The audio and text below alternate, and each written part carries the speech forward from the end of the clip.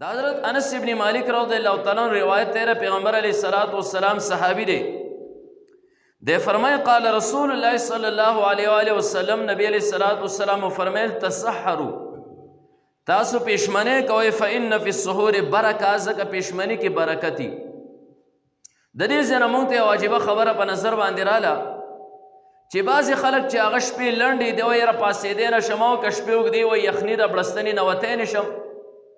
او پیشمنۍ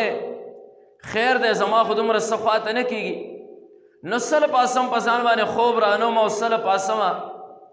نه دی د پیشمني د ثواب او د اجر نه دی محرومه پاتې شي نو رسول الله مبارک فرمایل تسحروا فإن فی السحور برکت تاسو پیشمنی کوئ ځکه پرې کې برکت دی نه د برکتي رزق نه انسان محرومه شي انشاءالله مخکې به راشي الله رسول فرمایي که د پیشمني درکه رسنی نو خیر دی پاس یو ګوټو بوس کې یا یو چواره وغیره په خوله که خو د پیشمني د اجر نه او د برکاتو نه به ځان نه محرومه کې نو دا د روژې دومره فضایل چې هغه ستا هغه خوراک چې سحر د روژې دپاره یې تکې نو د هغې کې هم الله تعالی برکت ور واچو پیشمنه داسې شریعه علماء کرام لیکي چې د شپې په آخر کې کم خوراک وشي نو دی د سحري وایي په دغه کې الله تعالی برکت ور اچولی او مخکې به انشاءالله روایت اوس بیان کړه ټول فضایل چې کوم دی په هغې خوراک باندې الله ورکوي بعضې علماو لیکلي چې شپه کله د نیمې نه واخته نو د دې نه اخوا چې ته کم خوراک کوې نو دا بیا پیشمني کې حسابېږي دې کې الله تعالی برکات غورځوي صاحب د کشاف فضایل اعمال وغیره کې تاسو اورېدلي دي چې دا شپه په شپږ حصې باندې تقسیم کړي نو اخرنۍ شپږمه حصه چې دی نو دا د پیشمني ده بهر کې پرې کې مستحب داري چې یو انسان څومره مؤخر پیشمني وکړي وروسته یې کې نو دومره زیات ثواب لري خو دومره زیات هم مؤخر کول نه چې د انسان روژه مشکوکه شي سحر چې کوم دی نو داخل شي بهر کې دې ته پیشمني و دې کې الله تعالی برکت انسان له ور اچوي نو انسان له پکار دي چې رمضان سراسر برکت دی دغه خوراک کې هم الله برکت غورځوي چې د دې نه دی محرومه نه شي په دې باب کې د پیغمبر علیه الصلاۃ والسلام بلا روایت دی او ډېر زبردست روایت دی د نبی علیه الصلاۃ والسلام صحابي د عمر ابن عاص رضی الله تعالی عنہ دی فرمایي نبی علیه الصلاۃ والسلام چې رسول الله مبارک فرمایل چې فصل ما بین صیامنا و صیام اهل الكتاب زمونږ او د اهل کتابو په منځ کې روژه کې چې کوم فرق دی نو د هغو زمونږ روژه کې فرق سره هغه اکلت السحر د پیشمني خوراک دی صرف یهود او نصارا چې کله روژې نشي نو هغه ورته پیشمني نه کوي او زمونږ او د هغو روژو کې فرق دا دی چې موږ به دې ته پیشمني کوو نو دلته کې یو انسان که پیشمني ونه کړي نو شریعت د یهود او نصاراو سره د هغې مشابهت چې کوم دی نو منع فرمایلی ده چې تاسو به د هغو سره ځان نه یو شان کوئ ډېرو امور او ډېرو کارونو کې نو نبی علیه السلام فرمیل چې زمونږ او د هغو د روژو په منځ کې فرق صرف دومره دی چې هغه پیشمنی نه کوي او موږ پیشمنی کوو نو مسلمان به حد الوسعه کوشش کوي چې د ده نه پیشمنی چې دی نو دا قضا نه شي دغه شان دی بلا روایت دی په دې باب کې علامه بدرالدین عینی رحمت الله علیه د بخاري شریف لوی شارح دی اگر 17 صحابو نه د پیشمني فضایلو مطابق روایات چې کوم دی نو دا را نقل کوي او د حضرت سلمان فارسی رضی الله تعالی عنہ د نبی علیه الصلاۃ والسلام مشهور صحابي دی چې د ایران نه تلو پیغمبر علیه الصلاۃ والسلام د ځان په څه طریقې سره رسولی او دغه واقعات تاسو اورېدلي چې څومره مشکلاتو سره دی مخ شوی دی د رسول الله مبارک یو روایت را نقل کړي د پیشمني په باره کې دی فرمایي قال رسول الله صلی الله علیه وآله وسلم نبی علیه الصلاۃ والسلام فرمایل البرکت فی ثلاثه دریو سیزونو کې برکت دی درې سیزونه دا د برکت نه ډک دي وس هغه کم درې سیزونه دي حضرت سلمان فارسی رضی الله تعالی عنہ فرمایي نبی علیه السلام فرمایل فی الجماعه په جماعت کې برکت دی دا رسی شي جماعت د منځ جماعت هم کې راشي اجتماعي مسلمانان اتفاق سره هر یو کار چې کوي په هغې کې خدای پاک دا برکت ور اچوي ید الله علی الجماعه جماعت باندې د الله لاسي د الله امداد د جماعت سره چې کوم دی نو شامل حالي نو نمبر 1 الجماعه په جماعت کې چې کوم دی نو الله تعالی برکت ور غورځوي او دویم نمبر والثرید سرید خوراک کې الله برکت غورځوي سرید دی ته ویلی شي شوروا وغیره کې انسان دا خوراک ورمات کې او داسې چورې غونته به کې وکړې دا د برکت رزقي او دریم نمبر والسحور دا د پیشمنی په رزق کې خدای پاک برکت انسان ته ور اچوي دا پیشمنی د برکت نه ډک دی نو د دې جمله روایاتو نه موږ ته دا خبره په نظر راله که انسان پښمنۍ ترقیه وی نه کړي نو ځان یې د برکت نه محرومه که او دا د رمضان میاشت هر څیز کې برکت دی تر دې پورې خدای پاک هغه خوراک کې هم انسان ته برکت دا ورچوي پیغمبر علیه الصلاة والسلام بل روایت دی ابن عمر رضی الله تعالی عنهما دا روایت کې د پیغمبر علیه الصلاة والسلام نه دی فرمایي قال رسول الله صلی الله علیه وسلم نبی علیه الصلاة والسلام فرمیل عجیبه روایت ګوره زبردست روایت یو طرف ته خدای خوراک کې برکت خدای پاک د پښمنۍ ورچوي او بل طرف ته رسول الله مبارک سو فرمیل ان الله وملائکته یصلون علی المتسحرین الله او دغه فرشتې پر پښمنۍ کوونکو باندې رحمتونه رالیږي یعنی الله په انسان باندې برای راست پر پښمنۍ کې خپل رحمت را نازلوي کله چې انسان پاسي او د روزي د هغې دپاره په روژه باندې د قوت حاصلولو دپاره دی خوراک کوي الله برای راست پر رحمتونه را نازلوي او فرشتې د الله نه سوال کوي خدایا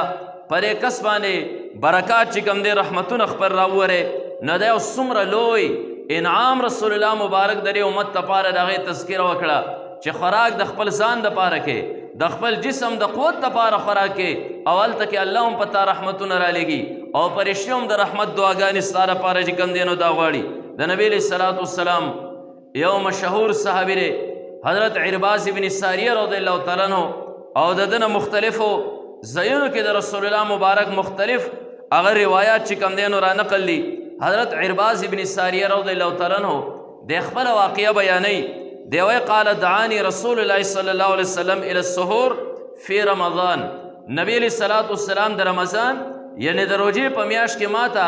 هغه پښمنۍ طرف ته دعوت راکړه چې راشه زما سره پښمنۍ وکړه نو پیغمبر علیه الصلاة والسلام مال دعوت په کومو الفاظو کې راکړه رسول الله مبارک ورته دا نه وی راشه خوراک وخوره یا راشه پښمنۍ وکړه نبی علیه السلام ساجبه الفاظ استعمال کړل وی هلم الی الغذاء المبارک الکه راشه مبارک خوراک لراشه مبارک غذا لراشه یعنی هغه خوراک زما سره وکړه کوم کې چې الله تعالی برکت ورچوي نه دا د پښمنۍ خوراک دې کې الله تعالی انسان له برکت ورچوي انسان سحر د روژې نیولو نه مخکې خوراک وکړي او برکتي خوراک چې کوم دی نو وکړي بیا د سحر نه ماښامه پورې دی روژه ونیسي د الله رحمتونه او برکتونه پې بیا را نازلېږي او بیا د یقیني روژه ماتې ته لاس پورته کړي بیا په دغه ټیم کې د الله رحمتونه او برکتونه نو انسان له پکارداري دی دې نه پښمنۍ ترک کوي دغه ټیم کې چې هم دی الله تعالی د رحمت نه دی محرومه نه دی برکات بیا هم په ده باندې را نازلېږي پیغمبر علیه الصلاة والسلام د تره زوی دی حضرت عبدالله ابن عباس رضی الله تعالی عنهما ډېر مفسرینو او د سر تاج دی د قرآن مجید ماهر دی رسول الله مبارک ورته دعا کړې وه ځکه د نبی علیه الصلاة والسلام خدمت کړی نو دا حضرت عبدالله ابن عباس رضی الله تعالی عنهما فرمایي چې نبی علیه الصلاة والسلام وفرمیل چې استعینوا بالطعام السحر علی صیام او تاسو چې کوم دی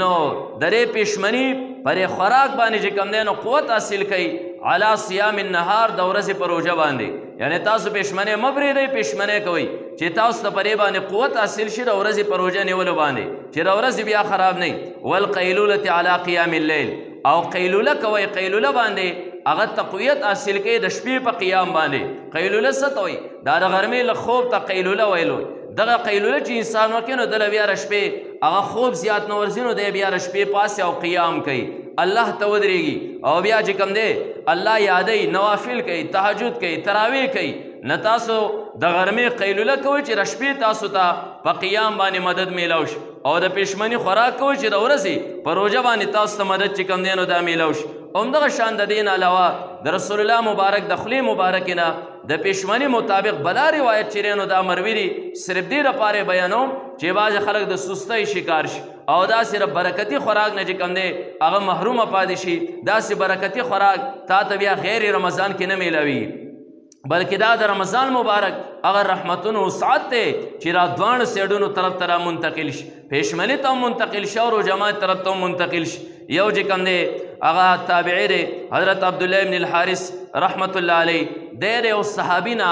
د پښمنۍ مطابق یو روایت را نقل کوي خو صحابي تیر دی چې دا څوک دی عن رجل من اصحاب النبي صلی الله علیه وسلم د نبی علیه الصلاة والسلام په صحابو کې د یو کس نه او د یو سړي نه روایت را نقل کوي قال دی فرمای دخلت علی النبي صلی الله علیه وسلم پیغمبر علیه الصلاة والسلام دا صحابي وایي زه د رسول الله مبارک خواله ور داخل شوم. نبی علیه الصلاۃ والسلام خواله ورالم وهو یتسحر، پیغمبر علیه الصلاۃ والسلام ناسو پېشمنۍ کو. فقال نبی علیه الصلاۃ والسلام فرمیل انها برکتون، دا پېشمنۍ یو برکت دی. اعطاکم الله ایاها، خدای ګوره خاص تاسو له دا نعمت درکړی، دا برکت یې تاسو له درکړی، نو فلا تدعوه، دا ګوره پرېږدئ ما، دا برکت په پرېږدئ نه، دا پېشمنۍ چې کوم دی نو دا به کوئ. همدغه شانتې پیغمبر علیه الصلاۃ والسلام یو مشهور صحابي حضرت ابو سعید خدری رضی الله تعالی عنہ نوم تاسو بار بار اورېدلی دی، د نبی کریم صلی الله علیه وسلم یو روایت را نقل کوي. دی فرمایي قال رسول الله صلی الله علیه وسلم، نبی علیه الصلاۃ والسلام فرمیل، او دې کې دا خبره کوي پیغمبر علیه الصلاۃ والسلام که چرته چا دا شکایت وکړه چې د الله رسوله زه خو پېشمنۍ کوم را برکت والا خوراک دی، خو زما کور کې خوراک خو شته نه، زه خو یو غریب یم، ما خو بېګارو جماعت یې کړو او هغه خو میله معمولي خوراک مې کړه، اوس چې پېشمنۍ شته نه نو څه وخورم، هغه برکت نه خو زه محرومه شوم. نو د الله رسول چې کوم دی نو مخکې امت ته اساني پیدا کوي چې خیر دی مړه خېټه اړو خوراک مه کوه. دا حضرت ابو سعید خدری رضی الله تعالی عنه فرمایي چې السحور کله برکه، نبی علیه الصلاۃ والسلام فرمایي پېشمنۍ سراسر برکت دی، دا ټول برکت او برکت دی. فلا تدعوه، دا پرېږدئ ما. او که یو انسان کره د پېشمنۍ د خوراک دپاره صحیح نه نو ولو ان یجرع احدکم جرعة مما،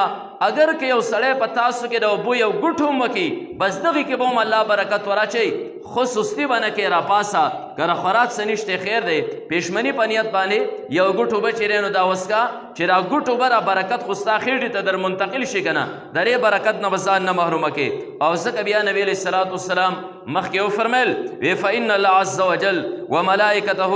ځکه الله تعالی په خپله باندې او د الله فرشتې چې کوم دی یصلون علی المتسحرین، دا رحمتونه را لیږي په متسحرینو باندې پېشمنۍ کوونکو باندې، یعنی الله برای راست رحمتونه را نازلوي او د الله فرشتې چې کوم دی د الله نه سوال کوي چې خدایا ستا د عبادت دپاره را خلک پاسېدلی دی او د ورځې د روژې د تقویت دپاره چې نو خوراک کوي، خدای په دې رحمتونه راوورې. نو دا من جمله روایات دا ټول په دې باندې دلالت کوي چې رمضان مبارک یو انتهایی لوی میاشت د رحمتونو نه ډکه او روژې او داسې عظیم رحمتونه او برکتونه لري چې دا خو په خپله دا ورځ خو ټوله د رحمتونو او د کمالاتو نه مالامال ده، خو د دې برکتونه دومره سیواري چې د دې نه شاته او مخکې روژه ماتي ته او دغه شان د پېشمنۍ ته هم د دې برکات چې کوم دی نو دا منتقل شوي دي. همدغه شان دی چې کوم دی بله خبره ذهن کې یاد او ملحوظه ساتل پکار دي چې پېشمنۍ دې کې زیات مستحب داري اجر داري چې دې کې تاخیر وشي، دا نن شپې 2 بجې باندې پاسې زر د خوراک وکړو بیا چې نو دا وده شوي، د دې بیا ډېر زیات نقصانات سار مونځ ته نه قضارې انسان طبیعت چې نو دا خرابي. پېشمنۍ په دې کې تاخیر کول خو دومره تاخیر هم نه چې ستا نه روژه چې نو دا مشکوکه پاتې شه، ټیم ستا نه چې نو دا داخل شي، هلته یې بانګ شروع کړی و دلته کې ته خوراک کې، د هغې نه مخکې کله چې ټیم داخلیږي د هغې نه یو 3-4 منټه مخکې او 15 منټه مخکې چې کوم دی دغه ټیمه پورې ته خوراک وکړې نو دا یو مستحب او د ثواب